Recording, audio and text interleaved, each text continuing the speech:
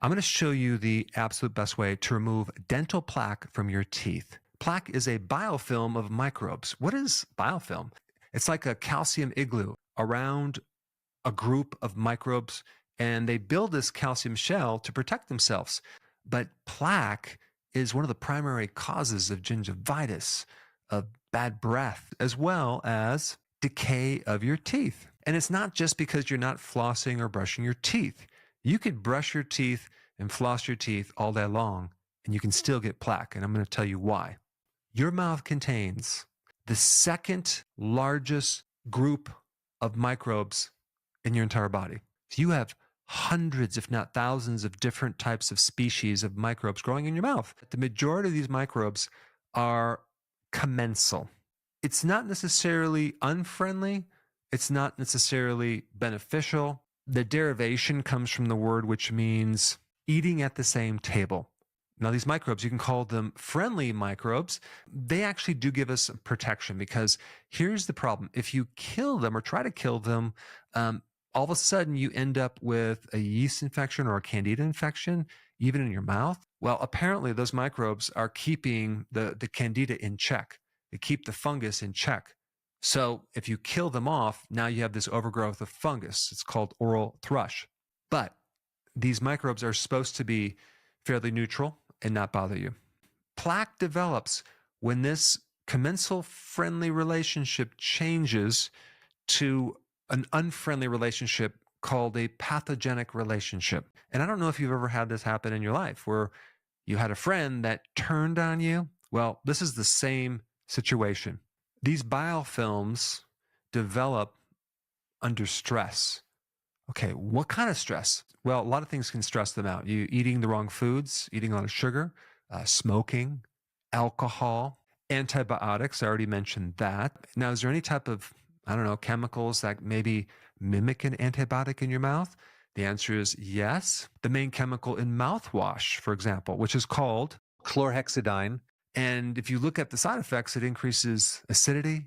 It increases the risk of decay. What about fluoride that's in all your toothpaste? It's in the water supply. Wow, I did a little deep dive on that. Check this out. Fluoride has been around for 60 years. There's never, ever been any randomized control studies on fluoride in the water supply. The FDA recognizes fluoride as a drug. If you look in the back of your toothpaste, it'll say, keep out of reach of children. Do not ingest.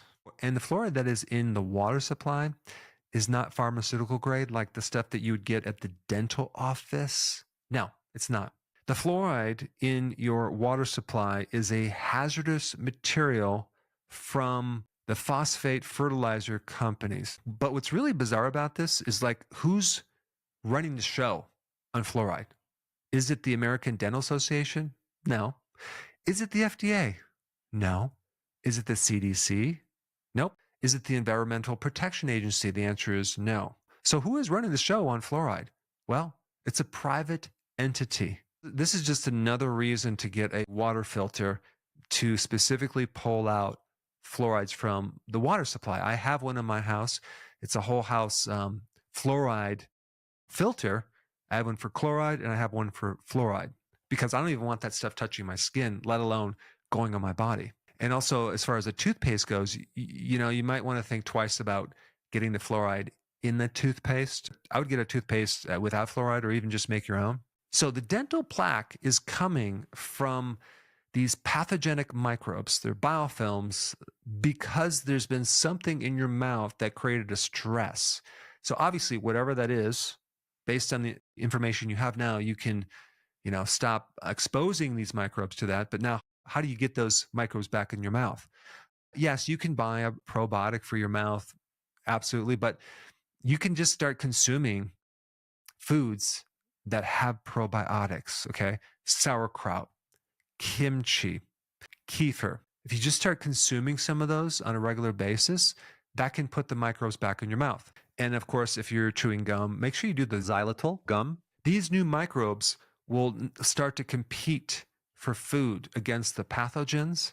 And so there's great information. I'm going to put the links down below to show that taking probiotics can help not just reduce chronic halitosis, but also reduce plaque on your teeth. Now, if you want a good recipe to make your own toothpaste, I put it up right here. Check it out. I'm going to show you the best remedy to get rid of tartar, as well as to prevent tartar from coming back.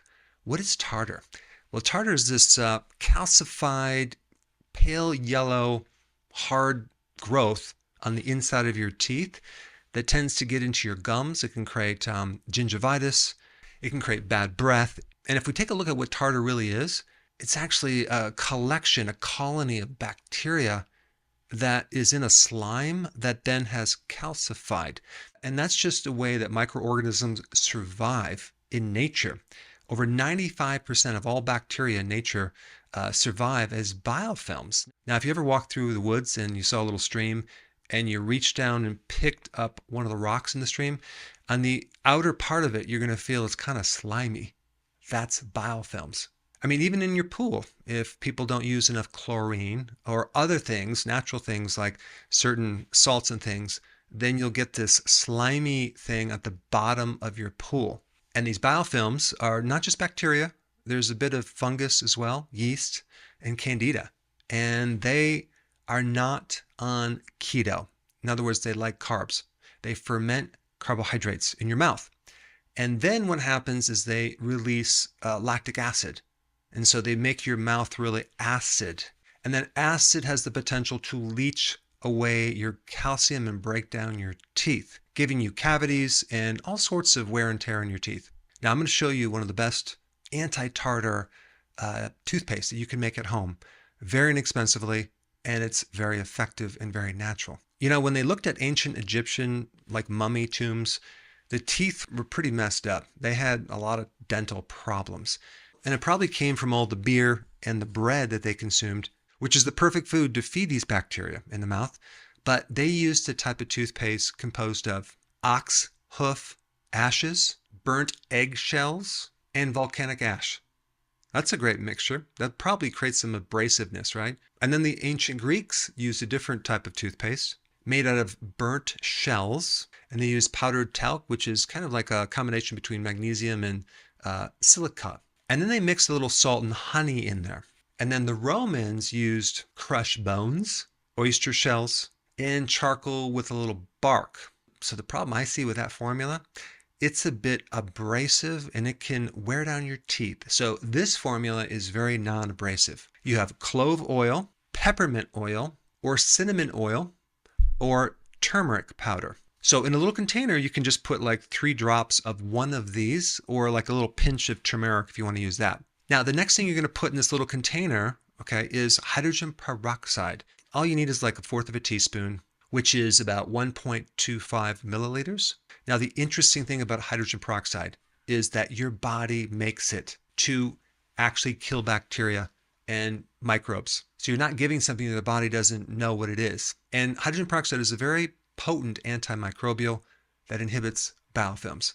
The next thing you're going to use is baking soda.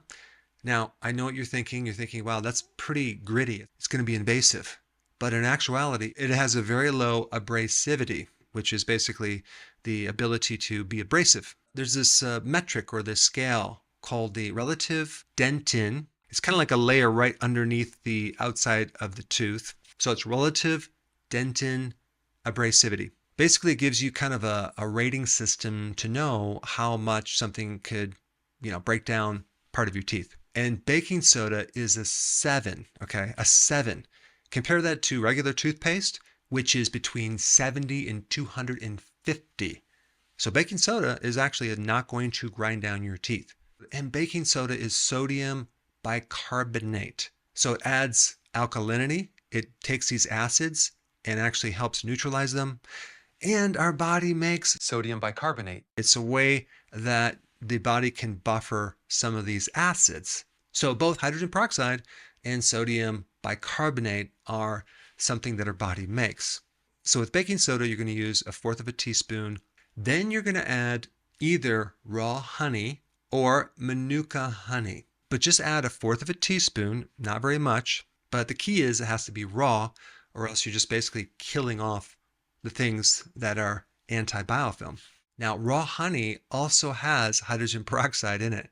Now, manuka honey doesn't have the hydrogen peroxide, but it has some other things that regular raw honey doesn't have a large amount of to address this problem.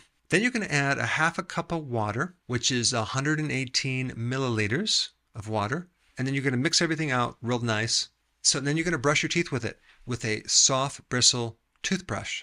This way we can preserve the teeth, kill off this film that is developing into tartar, and you want to do that twice a day. As a side note, vitamin K2 has some interesting research that may also inhibit the formation of tartar.